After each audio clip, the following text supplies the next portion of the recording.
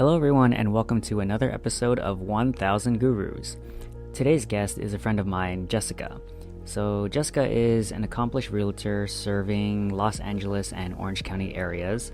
She was born and raised in the greater LA area, and she's always had a passion for people, which led her to helping people find their dream homes. After receiving her BA in Business Economics at UCI, Jessica worked in human resources and tech sales, where she developed exceptional skills in communication, negotiation, and problem solving.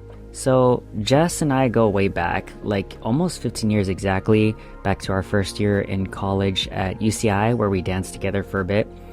And so we cover a lot of topics in this episode, ranging from her teaching in South Korea after she graduated for about a year, backpacking around Asia, and then coming home to kind of figure out her career path. And she ultimately stumbled into real estate because she's kind of like a growth-minded person and was looking for something that could satisfy that passion of hers. And we cover a lot of Jessica's best insights with real estate and advice on how to think about real estate if you want to get into it. And then we kind of finish off with the discussion on people skills, how to handle difficult clients, and then what it takes to be a good realtor.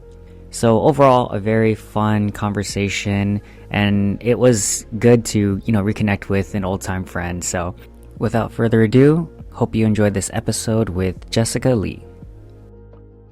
All right. Welcome to the show, Jessica. Thank you so much for having me. I didn't know I was supposed to. Sorry, I was not prepared. It's all good. All right. Anyways, welcome to the show. Thank you so much for having me. Yeah, thank you for being here. So I wanted to say you definitely were on my short list for season 1 because, as I mentioned before we started recording, I wanted to get like a good slice of people from different career fields. And you're one of the handful of people I know who are in real estate, but you also have done other things as well that we'll talk about. But also, you might not know this, but you are actually like from season 1, one of the longest friends that I've had. We go the most back. Oh, like everyone else is like 5, 6, 7 years. Like we go back 15 years. Oh my God. As of You're aging me. I know. Stop. I'm so sorry. We're both the same age. As of Casa Dance Off, like September, October.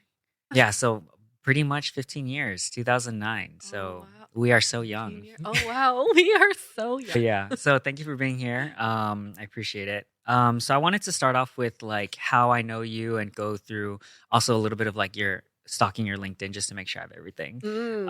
So yeah, we met at UCI where we both went during our first year. We did Casa Dance Off, right? Mm-hmm. And then we also danced on a team called Irmo, which they're still around, which is awesome too. And then we danced on separate comp teams. So obviously we're both dancers. Mm-hmm. And then after graduating, you worked as a business manager for a couple years. And then you went into HR for the next like 2-3 years. And then if I'm not getting any of this wrong, near the end of 2020, you got into real estate. Is that all right so far? Yeah. Nice, cool. My LinkedIn is up. Exactly, successfully stalked. And then also, like I mentioned before, you're recently on the podcast Asian Boss Girl, which was amazing. I listened to it at the gym. It was great. Thank you. That was fun. Yeah, a lot of good real estate advice, as we'll get into as well. Is there anything else that we should know about you going in? Any other like interests, hobbies, or just career stuff that we might have missed? Otherwise, I can go straight into it.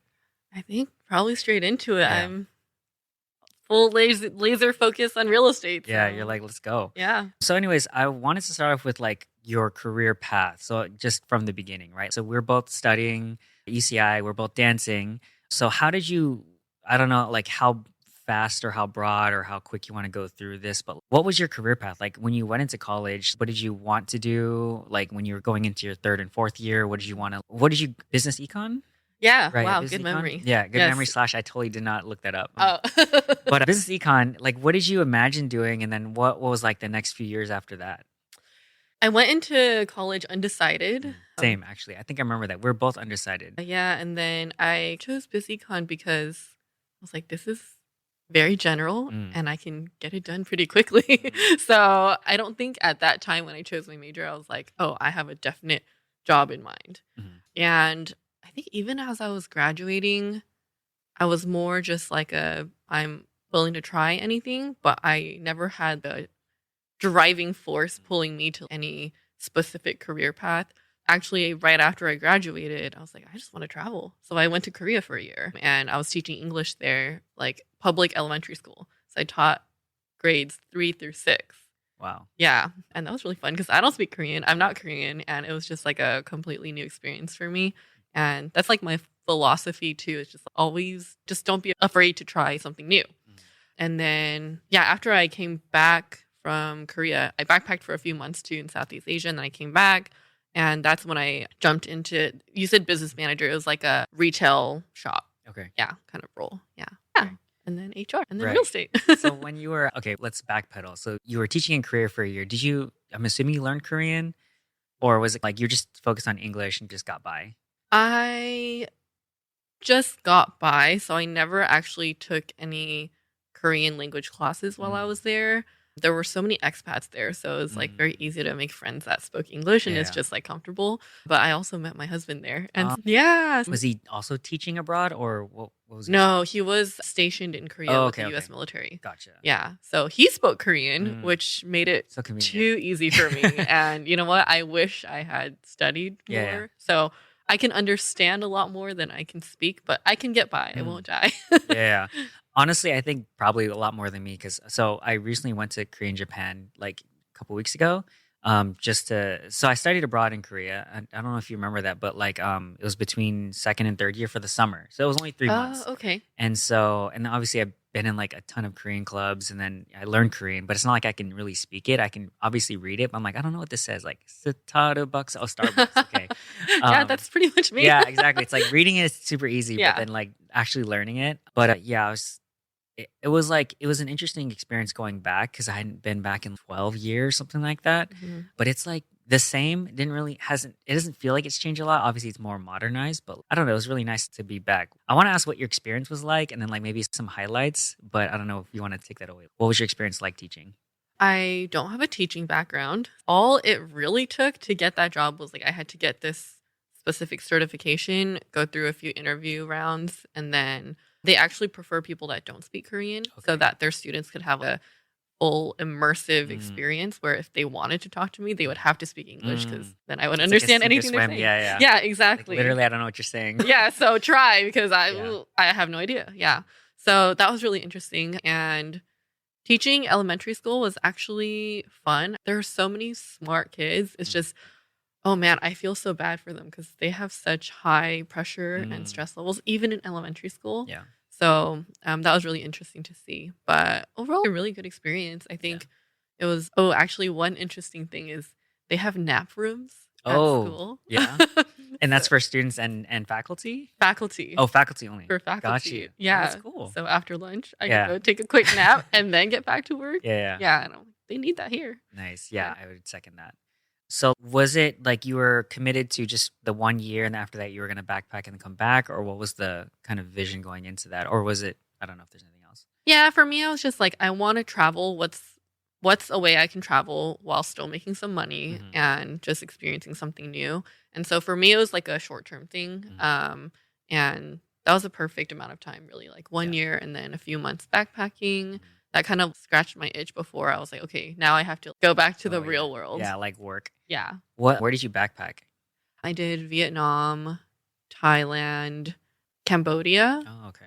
Yeah. But then while I was living in Korea too, like it's so easy and cheap to travel within Asian countries. So like we went to the Philippines. Where else did we go? Went to Taiwan. Nice. So you said for a few months? Mhm. Okay, cool.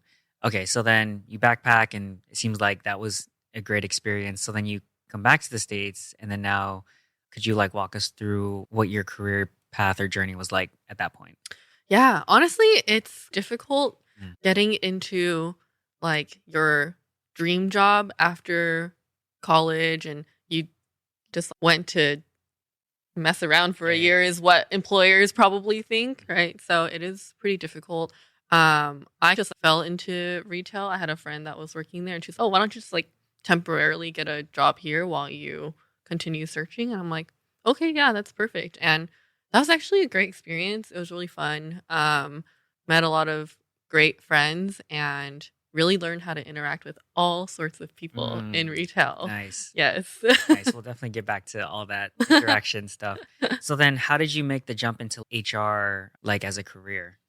While I was in retail, I was like, okay, I love working with people. I like helping people. What is a role that I don't know, what is an ideal role for me? And it definitely took a lot of thinking. Mm-hmm. And I also took some classes, HR specific classes, because I was like, maybe I should do HR. So I took some classes and I was like, okay, I can see myself doing this. And yeah, I just started applying. I think I was in retail for like maybe a year and a half, maybe. I don't remember. You know my LinkedIn better than me. Yeah. Apparently, it was like a couple years. Was it a couple It years? said a couple, yeah. Oh, okay. Maybe a Yeah. couple It years. was like a span here, like 6 months, 8 months, a year, something like that. So Oh, because I moved location. yeah, Yeah. so I just bunched it like a couple years. Okay, yeah, because I was like a manager for a specific Oh, brand, mhm. and I started in Newport, Mm, and then I moved to Century City. mm. Yeah, so that was probably what it was. Okay, that makes But yeah, so I started applying to HR jobs, Yeah. and yeah, did that for a couple of years as well. nice. So I guess one of the takeaways that I'm thinking or I'm seeing is you went into college, left college, and you were teaching and traveling, and then you came back and you work in retail. But at that point, it's like you were still trying to figure out and do some sort of self awareness, reflection on, hey, what do I think I'd be good at? And then you, okay, so maybe let's try this HR stuff. So then how did that go? You were there, you were doing HR for 2, 3 years, something like that? Something like that. I also switched like a couple of Mm. companies because I'm personally always looking for growth, and so I was always either looking for like experience, a higher position, higher salary, whatever it was. And HR was not what I expected. So Also, yeah, so what I thought was like, oh, I get to help people. I get to do this. I get to give people opportunities, hire people, blah, blah, blah.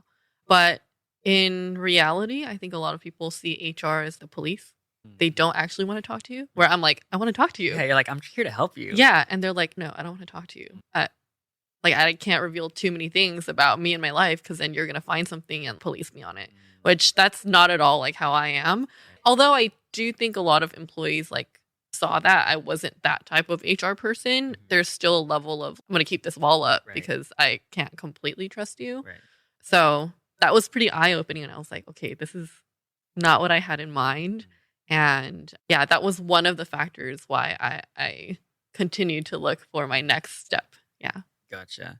So then, so you were there for, or you were doing HR for a few years. So then, did you generally enjoy it, and or what were some like the biggest challenges? I know you said that people, it wasn't what you expected, and people felt like guarded around you. Mhm. But I guess I'm sure there are people who are like interested in that as well. Are there any, I don't know, insights or tips you can give them of what it's like or what they should be prepared for aside from what you already mentioned? Yeah, if you're going into HR like wanting to make BFFs, don't do it. Trying to make friends, maybe not the. Yeah, definitely not the position if Yeah. you want to make friends. However, I think HR is like needed in every company. It's Right. very stable. And if that's what you're looking for, then go for it. But for me, I was like, I want to be able to connect with people.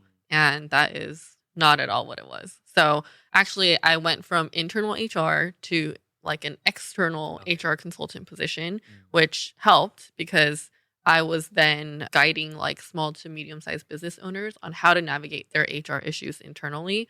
And I wouldn't be the one to be doing it for them. I'm just like, this is how you approach Consulting it, consulting. Mm. Yeah. And letting them know about the laws, how they need to or could protect themselves, or how to minimize risk, really. Okay. Yeah.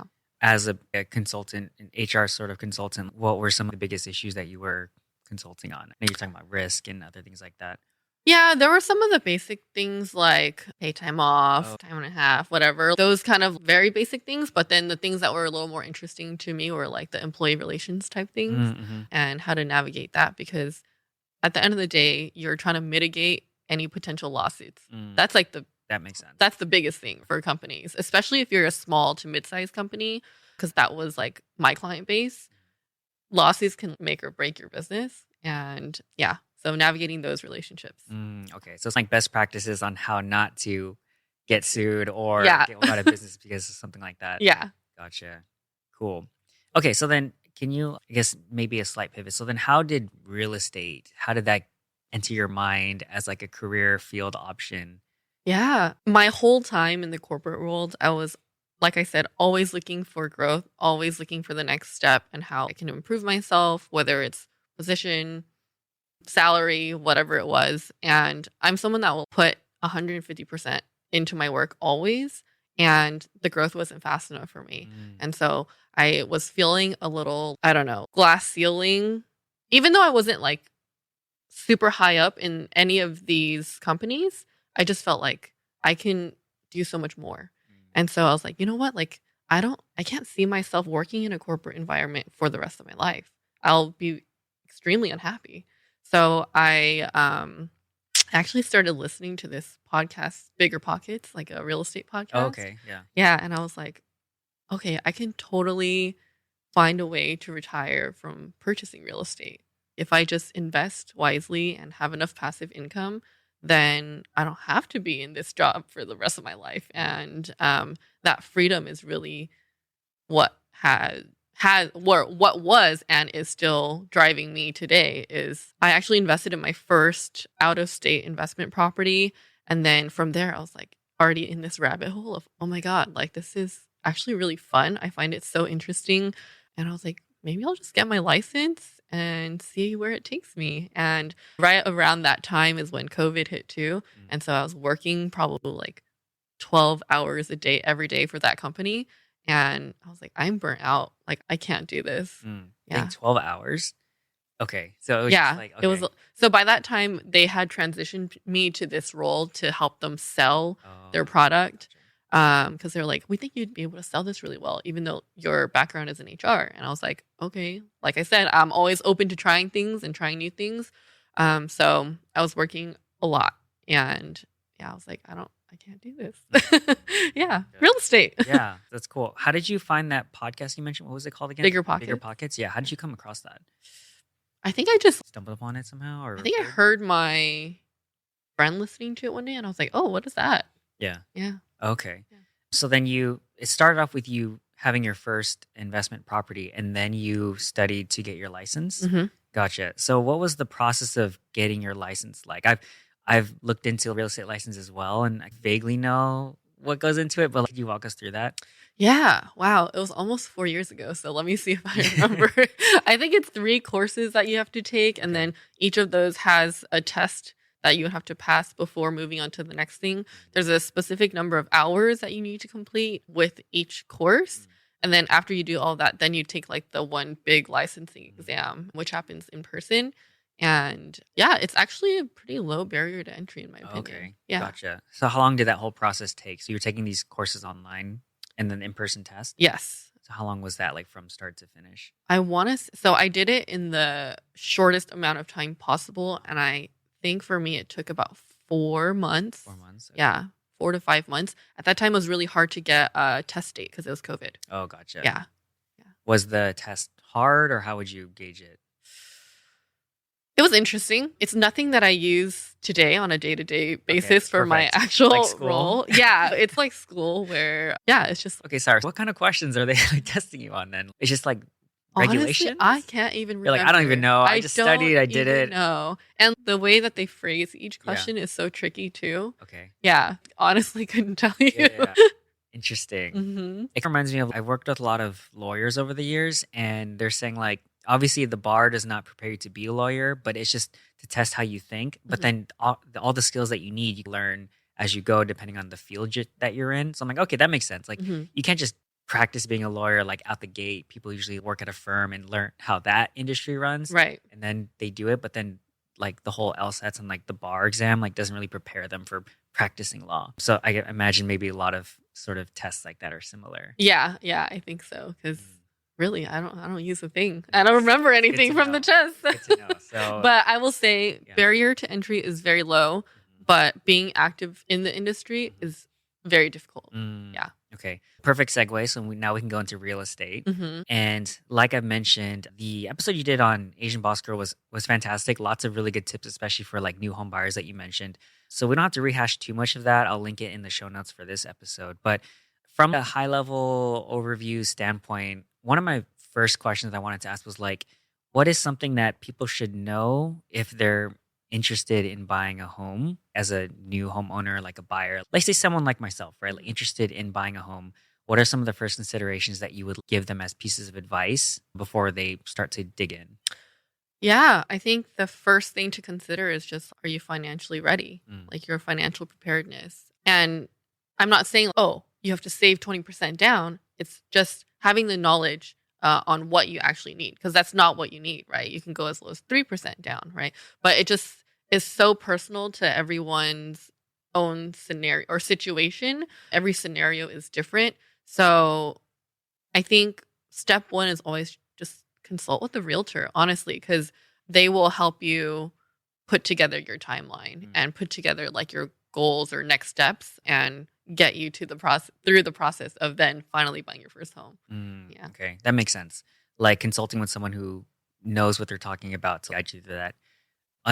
Probably not surprisingly, I've worked with Jessica for going through my own real estate process last year. So it was very insightful and helpful and let me outline, okay, what's the steps in the process, like going, like finding a lender, scoping out places. Like we looked at a couple of places when I was looking around, like from new builds, old builds, stuff like that. And then also like figuring out what my goals are and how financially ready that I felt like I was.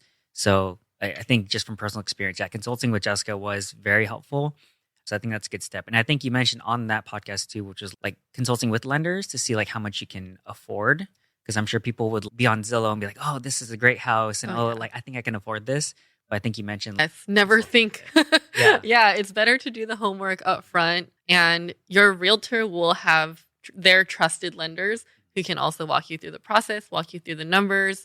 And honestly, I always tell my first time buyers what's most important to you is what are you comfortable with in terms of your monthly payment? Because a lot of people just think, oh, purchase price. Yeah, $1 million home. I can do that.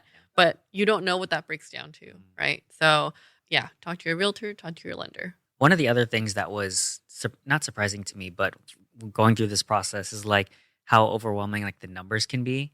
Obviously, these are like X amount of figures, like houses, right? Like anywhere from California, at least, right? At least like 500K upwards of $1 million plus and whatnot. And so when you go to the breakdown of like the mortgage and PMI or like other insurance or other costs, like it can be all really overwhelming. I don't know. Do you have any advice or insights on that? Like when it comes down to a breakdown of numbers? I think you just have to be clear on what's what, right? Your one monthly payment usually will encompass PITI, which is principal, interest, taxes, insurance. Oh, taxes. Oh, yeah. Taxes. Overwhelming. HOAs. Oh my yes. gosh. And then, yeah, HOA or any special assessments or anything like that. And just being really clear, like, what am I paying for? And in terms of it being overwhelming, I think it stems from like the education, right? Like just know your numbers. But what I will say is that let's say your monthly is like $5,000 a month and you're like, oh my gosh, I cannot pay $5,000 a month. Most of my clients will feel a little nervous, but once they get in the motion of actually paying $5,000 a month, they're like, okay, you know what? Like now I have actually learned to budget and I'm actually comfortable with it now. Some people are like, you know what? Maybe I could have gotten like a more expensive house because I'm so used to this now. I could have gone a little more, right? So I think it can be daunting, but it's just a matter of getting used to it, budgeting. Yeah. It's like any sort of financial strategies. Like you got to know your numbers and do the breakdown of what makes sense for you and like what you value. I know in real estate, it's at least for me when I was considering it's obviously location. As you said, it's one like the most important things because you can't really move your house. Oh, I guess you could. You don't really. You can always renovate it, but sometimes like for me going in and seeing the house is like a big deal for me because if I'm not the type of person who is like wants to renovate or jump in and do that, then it could be like, okay, maybe I just want the house to look good enough at least or a new build. And obviously price too, right? That's a big consideration because it's okay, good spot and it looks good, but it's expensive, but you can look at a lower range, but then it might not be in the best location. Yeah, absolutely. Location is the most important. You can't change it. Yeah. You can't move your house. Yeah. You can't. These are all things that we discuss in like a buyer consultation, right? Let's say you're like, I don't really want to renovate anything. I just want to turnkey property. Turnkey is just like you turn the key and then you're in. You're in, yeah. Yeah. And then maybe you're in a certain price point. Then your realtor will be able to tell you probably off the top of their head, are you being realistic? Maybe you're realistic in this city or that city, but maybe not in this city. Right. Right. Yeah. All of those are considerations that a lot of people won't have all of it figured out up front, right? You have to slowly build and make your way there. And as you see properties in person too, you're going to like preferences will change too. So real estate is a very fluid process. And that's what I always tell people, like things change. Don't be super attached to one specific thing. If you change your mind, you change your mind. That's no biggie. Right. Yeah. Makes sense. So one of the last few questions on this topic is, So when is the right time to buy? So I know we talked about, okay, knowing your numbers. Let's say you think you're ready or you're around the range to be ready, but then people are like the market, right? Or interest rates, things like that. Or I think, was it recently? You probably know this. Like didn't the Feds like cut interest rates like by half a point or something? I don't Yeah, know. yeah, It's yeah. something new. Yeah. So I will say it's nearly impossible to time the market. What? What? Oh my gosh. You know what? If I could, I'd be like a Right, billionaire. right, right. Yeah. So, well, same like stock market, right? There's no perfect way to time it. I think you go for it when you feel financially ready. And real estate is a long-term game, right? If you want the true value and wealth building through real estate, you're holding these properties long term. Mm, In California, properties, they're not going to really go down in value. Maybe with some significant crazy event, right. but long term, like you're really not losing value. That's what I'll say about like real estate and real estate investment and the appreciation there. But yeah, there's really no way to time it because let's say, okay, so rates did drop, right? So 50 basis points. Let's say every 1% drop in rates is an additional 1 million buyers in the market. So you're either choosing Mm, more competition or higher rates. right. What do you prefer? It's a personal preference. I would rather personally go with higher rates than refinance later. Mm, Personally. mm. But some people, they're priced out with high rates. They can't even, that's not an option. So then we wait for the rates to drop and then we start hunting. But it's impossible to time the market. Good tip. That makes a lot of sense too. So it's like when you're ready, just keep your eye out and look around, know your numbers, but it's impossible to time the market and pick your poison sort of thing. Yeah. Pick your poison. Nice. We love real estate and poison. Last question on this topic is, so what's next for you in real estate? I know that you service like SoCal, like California, or just mostly LA, OC? My license is for all of California. I've actually Yeah, yeah. sold homes in NorCal Oh, before, okay, but nice. only for close personal friends. Right. I wouldn't say I'm an expert In in. that area, those areas. Yeah, so I'll say Orange County, LA, and IE as IE. well. Mhm. Yeah. So what are your like long-term 10-year goals or whatever time frame for you in real estate? I know you mentioned it's a long-term game, and I'm assuming you want to be filthy rich and have that freedom that you mentioned. Yeah. So what are your like long-term goals? Yeah, so I think they've changed a bit. So from when I was in like corporate, I was like, I want to retire by the time I'm 40. But now that I have a job that I love, I'm not no longer I need to retire by 40. I want freedom now. I think I just enjoy servicing and working with my clients so much. I could be in real estate forever. I hope to not be driving around showing homes when I'm 70, Right. but I'm definitely investing still and building my wealth that way. So 10-year plan, I don't know. Maybe I have a family or something. Mm, But either way, my financial goals are always to build up passive income, grow my investments, and just make sure that I never have to worry about money. Yeah. yeah, it's the freedom thing, right? Yeah. I think similarly where I think it's normal. People will be like, okay, I want to get to a certain age and then retire, which to them, of course, means I don't have to work anymore. But my thought process, which is similar to yours, is that I wouldn't mind working for forever if I'm doing the things that I enjoy because you're adding value, you're like growing something and you're growing as a person. And like could be one factor or indicator of that quote unquote success. But it's like, why would you stop doing the things you enjoy? But chasing that freedom where it's okay, we have financial freedom so we can do whatever we want or stop and not have to do like the grunt work or whatever. I think that's a really good goal because you can change your mind and be like, oh, I actually want to do this now, but at least I have the option to do that. Yeah, 100%. So it's not like, okay, now I get to retire and do what I want. Do what you want now, but also find work that you enjoy. Real estate. Yeah. Everyone do real estate. I'm just Yeah, there kidding. you go. It's not for everyone. It's not for the faint of heart. I was about to say, I was like, this sounds like one of my favorite phrases. It's like a butcher selling meat. Yes, of course we should do real estate. Of course, just. Okay, so let's pivot to our next topic, which is we've been talking about people skills, and then it seems like the thread is that you've wanted to work with people, and then eventually you wanted freedom, and then financial freedom, and then you found yourself in real estate, and you seem to really enjoy it. I think one of the skill sets that I think cross a lot of different industries or career fields is people skills. It's like one of those things where I believe AI can take over different jobs, technical jobs, but like the people skills part, the people side of things, you can't really outsource that to someone overseas or AI or something like that. Like you do need to develop those skills because it's like the computer can't really do that. And I've always been fascinated with sales, people skills, influence, and things like that. Again, also as a people person, a non-technical person. So I guess maybe you already answered this, but you consider yourself a people person. What kind of skills did you need to develop in order to be successful in HR or real estate?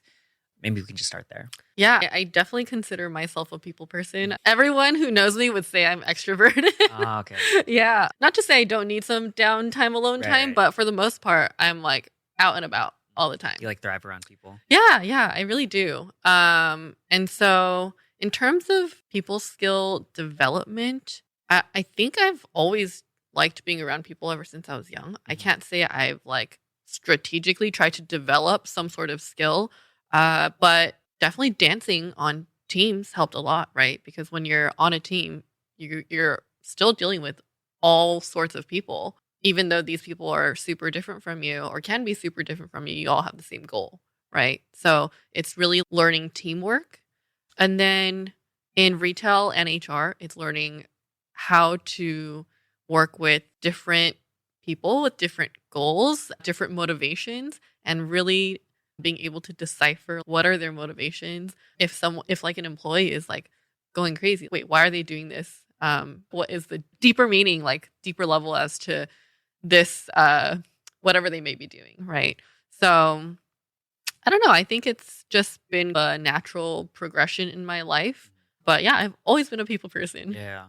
Would you say that there are any specific mindsets or strategies that you go into when you are encountering, let's say, a difficult client or coworker or anything on that spectrum? Like, how would you approach those situations? I think generally approaching everyone with grace and not judgment is going to help everyone, right? You don't know what they're going through. You don't know their situation. You don't know if they just got in a fight with someone or if their child just went ballistic on them. You really don't know what everyone's personal situation is. I think for me, it's just, I don't know, I try to stay more lighthearted. If I can tell someone is having a difficult time, I don't know. I usually use humor to get, I don't know, the tension out of the air.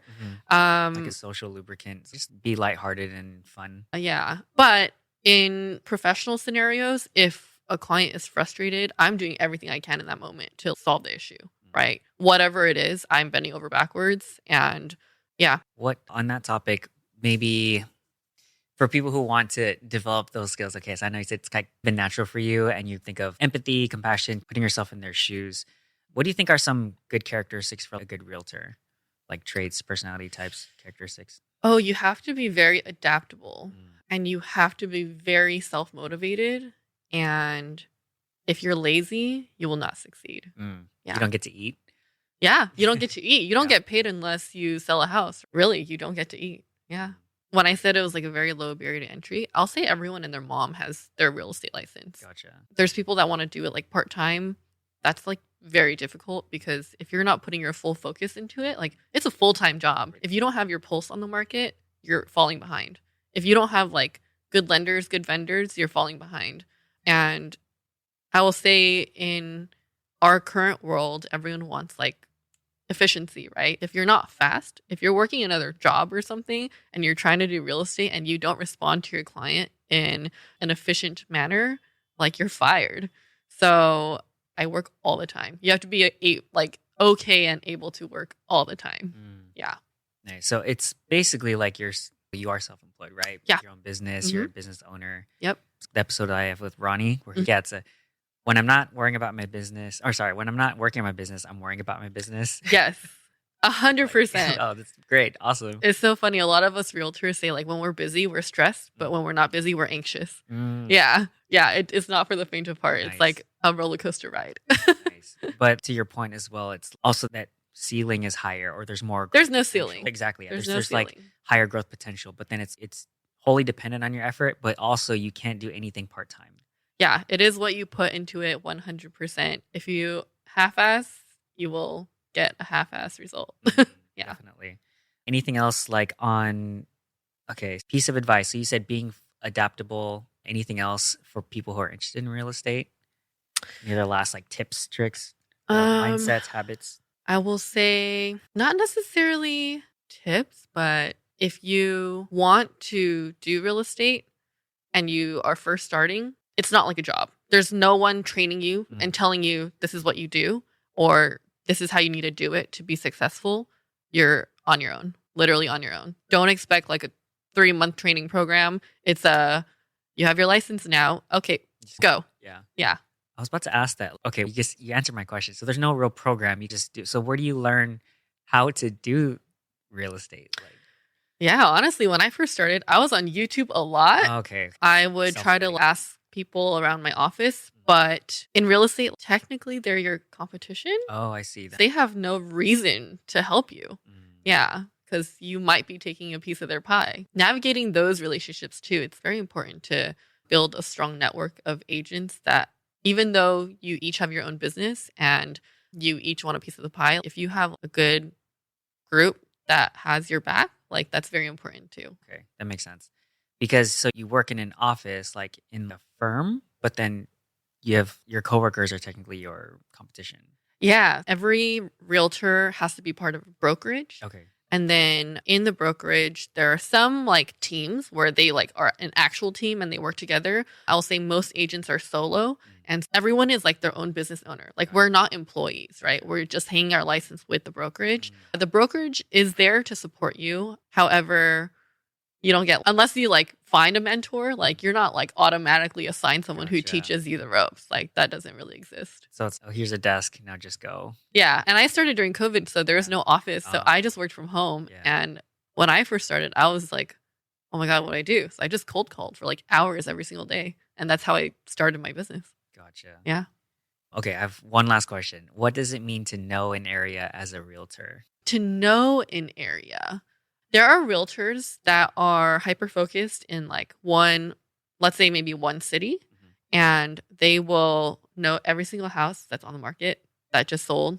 They'll know all the neighbors. They'll know everyone, right? I'll say nowadays it's not as specific area focused because we have the internet. So I can learn everything I want to learn about a city now just with a quick search.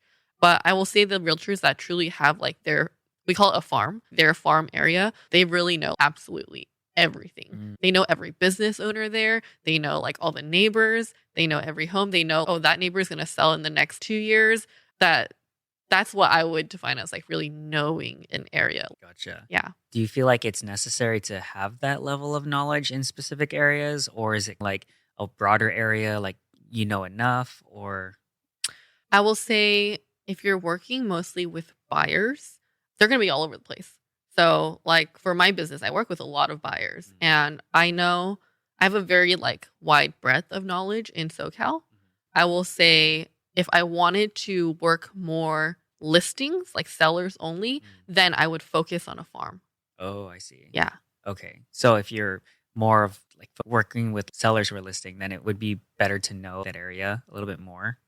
Yeah, for sure. For example, my farm would probably, in terms of like listings, be like Walnut Dime Bar because I grew up in that area, right? I know it like the back of my hand. I know every street, every market, every business. And that's where I would focus for like my personal local knowledge area. But because I work with buyers like everywhere, I still need to know about like every other location. Because not everyone's going to want to buy in like Diamond Bar. Exactly. Makes Exactly. sense. Okay, cool. All right, if anything else on real estate before we pivot to rapid fire questions. I don't think so. Okay. Yeah, we can always come back to it too. Yeah. First question is the billboard question. I don't know if you've seen this, but the question is, if you could put a sign up for millions of people to see, what would it say? Could be a word, a phrase, a quote, anything. Ooh, that's so hard. A billboard. Yeah. Basically like a message you want to get across to people. A lot of people. I was like, I'm putting my face as a realtor on a billboard. Contact me if you want to buy. I know that was the first thing that came to mind, but It's valid. Oh, I don't know. I will say Free advertising in this hypothetical. Free advertising. Honestly, it'd probably just be like invest in real estate to build wealth. Yeah. Yeah. That's fair. Yeah. And you believe it. Oh, It's like absolutely. drinking the Kool-Aid, so you might as well. What is your favorite failure or something challenging that you learned the most from? My favorite failure. Something that you might consider a failure, but it set you up for later success. I always felt since I started real estate, I'm like, I really wish I started real estate earlier. Actually, like people, when I was growing up, like my mom told me, like, you should be a realtor. And then a couple of other people have told me in the past, you should do real estate. And I was always like, no, I don't. I want more stability. I don't want to have to worry about my paycheck. And now I'm like, oh, I should have just started earlier. But I do think that all of my different like career job choices that I've gone through have set me up for success now, because I wouldn't have had the skills that I did like when I started real estate if I didn't go through all of that. Although sometimes I'm like, dang, like what a waste of these years. It really wasn't. It really wasn't. I don't think I would be experiencing the success that I am now if I had not gone through everything that I did. Definitely. What do you think made them say that you should go into real estate? I have no idea, because at that time I was like, why would I do real estate? I don't want to do real estate. Do you think it was like they saw that you were a very people person and maybe that you were like ambitious because you wanted to grow, or was it just maybe? It probably wasn't coincidentally. So maybe those things, but they were right. They're like, okay, they predicted my future. They were right. I should have listened earlier. It's funny because growing up, I had the same thing, but for being a lawyer. People were like, my aunts and uncles were like, you should be a lawyer because you like arguing a lot. I'm like, just because you're always wrong doesn't mean I should be a lawyer. You should be a lawyer. So yeah, I studied poli-sci. I was going on the lawyer path, and then I worked at law firms, and then I like met attorneys, and they were like, unless you absolutely love it and are willing to drop the 3 years and the money and all the blood, sweat, and tears, don't do it. And I was like, okay, I don't think I love it, so I think I'm not going to do it. That and 3 times a level of like stress-related illnesses or something like that. I'm like, I don't want stress-related illnesses. So. Yeah. But, you know. But you never know, because who knows? Maybe when you're like 50 and then you're like bored of your current job, you're like, you know what? I should just do it. Yeah, you never definitely. know. I wouldn't take it off the table. I think it was just like, okay, I don't think that bar of doing all of that to be an attorney is worth it yet. Let me just figure out what I want to do and figure out what my actual goals are. But I see what they're saying. I'm like, okay, I can still take elements of that. I see you as a lawyer in the future. God, 10 years. You're going to remember this conversation. It's manifested now. You will be a lawyer in 10 years. Yes, okay, if I'm filthy rich and I have so much time and I can just study, I'm like, sure, why not? Yeah, but you can do it for fun. Yeah, I can do it for fun. Yeah, argue for fun. Yeah, why not? Yeah. Honestly, the attorneys that I work with, they are also my style too. I just like, I don't know. I don't like the idea of being in that much debt for something. Gotcha. We'll see. Exactly. Like I said, if I'm rich, there's nothing that I will take off the table because I will have freedom at that point. Okay, so do you have a biggest regret, or if you could redo something, what would you do differently? I know you mentioned maybe real estate sooner, but other than that. Biggest regret? Honestly, I try to live my life without regrets. I think I'm a pretty lighthearted person. I'm not someone to dwell on something, because if something negative happens, I tend to just be like, okay, that happened. What can I take from it? All right, let's move on. I'm not really one to live with regret. I feel like most people wouldn't just after college, bye for a year. I like to live life to the fullest. So I can't say that I have any. If you could give your younger self advice, similar sort of question, but what would that advice be at any age? I would probably say you don't need to stress too much about the career thing. What's gonna happen is gonna happen. It's meant to be, it's gonna be. Like, it's fine. Take your time. That's also coincidentally the same advice I give to a lot of the college students that I dance with now, which is don't worry so much. They're all very like, how do you say, very high achieving UCLA students typically. And they're always worried about their school, their grades, their career. And I'm like, it'll work out. If you're worrying, you're just suffering twice. It's yeah. Anyways, but it's hard though. Like when you're in that mode of I need to focus, and society, my parents are telling me to get good grades and get a good job and make money. I get that. I think that's the same thing I would tell myself too, is don't work. Because I was in the same boat. Like I graduated, I don't know what I'm doing. Yeah. But then you'll figure it out eventually. It's having that faith, but it's hard to kind of see that looking forward. It is. Back, it's easier, right? Yeah, it is. You know what? 30s is the new 20s. Like 40s is the new 30s. You got time. time. Of course. Always super young. Are there any habits or routines that are key to getting like the results that you have now? Are there any things that like not maybe not keep you sane, but any sort of habits or routines?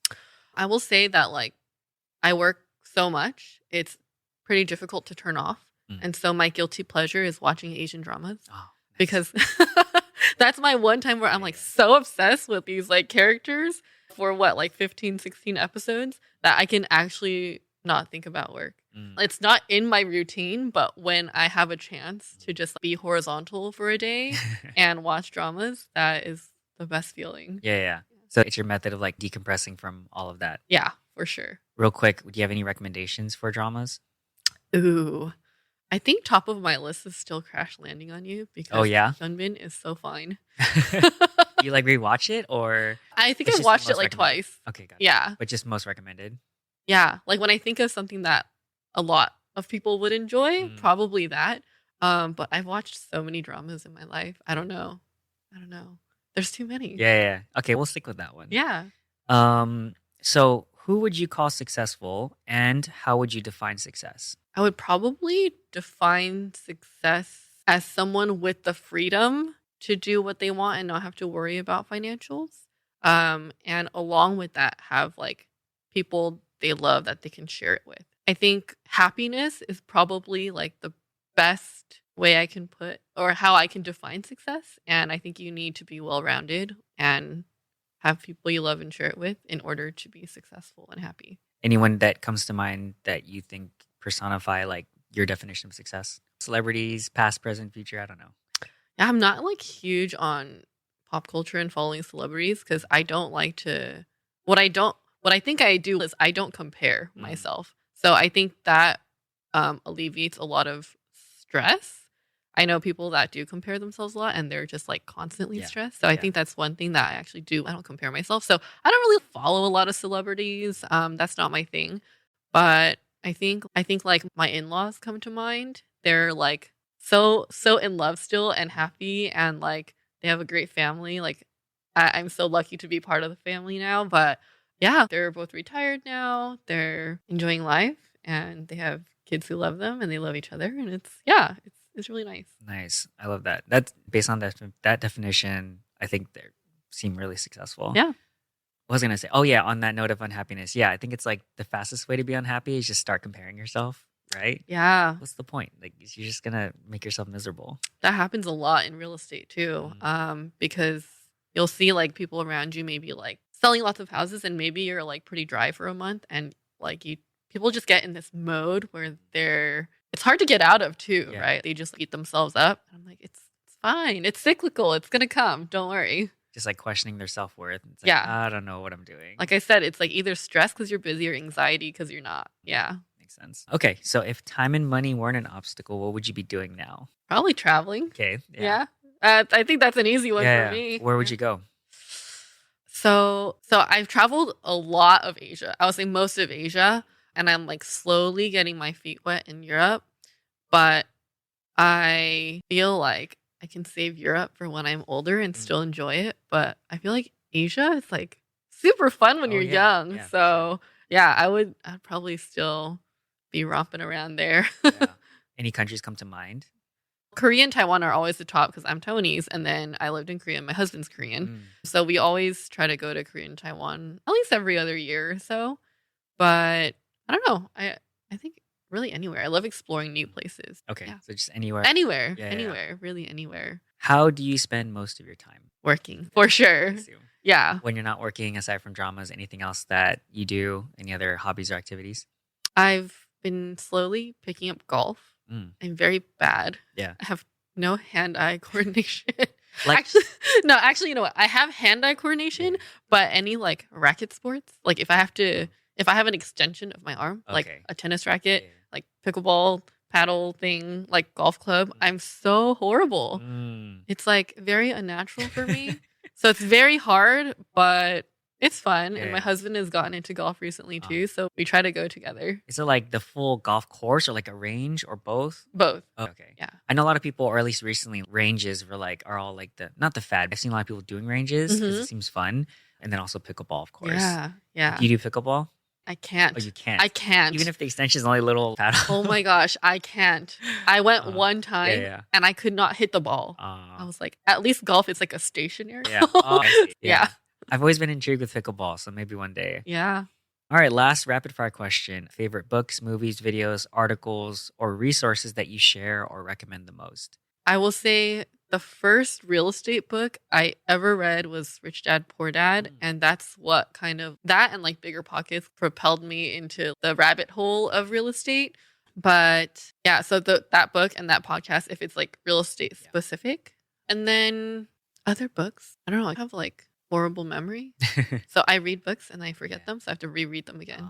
But that's the one that sticks out. Rich Dad Poor Dad. Okay, that's a solid one. I have book summary website, so I purposely write out all of my notes so that I can remember it better. And then I just post it online and people find value and they donate to my site. So it's cool because it pays for itself, the website. Yeah. But it's more of a personal journal of like, okay, I'm trying to remember all this stuff. So let me just write it down. It's so much. Yeah. So I've yet to review Rich Dad Poor Dad, but I have another book from Robert Kiyosaki. I forgot which one it was. Cool. All right. We can go into ending questions. So I like to end with gratitude. Jessica, what are you grateful for?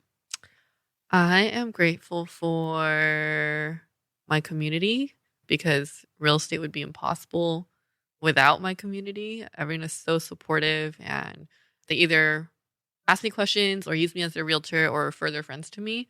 I will say that's number one. And then actually I have a tie with number one, my husband. He's so supportive. Yeah. He really encouraged me to get my license. And usually when you do start real estate, you're prepared to not make any money for at least 6 months. And he was so gracious. He's, you know what? That's fine. I got you. Don't worry about it. And that was before we were married. Yeah. I was like, that's awesome. Yeah. I was like, wow, I found a very special man. Yeah. Yeah. Yeah. He's the best. Nice. Yeah. He could be considered part of your community, right? Sure. Yeah. But he gets an extra special shout out. Yeah. Perfect. Any final ask from the audience and or takeaways that you want them to take from this conversation? To the audience, probably don't be afraid of change or trying new things. You never know what's going to come. And if ever you're feeling stuck or unhappy, do something about it. Because I feel like a lot of people don't, and they stay stuck in their rut.